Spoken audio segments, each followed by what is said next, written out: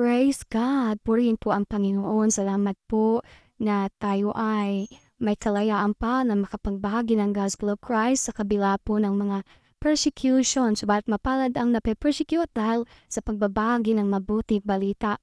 Napakalaga na patuloy na ibahagi ito dahil ito yung utos na dapat nating gawin, na si Kristo, yung tunay na Kristo ang ibahagi sa mga tao. At kapag may mga tao na nagbabahagi ng hindi tunay na Kristo, sumpain. Kaya dapat po natin sabihin sa mga taong katotohanan dahil ang Panginoon sa Kristo ay namatay sa krus, nabuhay, umakyat sa langit, at babalik. At malinaw ang sabi ng salita ng Diyos sa Exodo, kayong sasamba sa mga Diyos-Diyosan, sa mga gawaan ng kamay ng tao, dahil kapag umaharap ka dyan at mayroong kanyaan, yan ang sinasamba mo.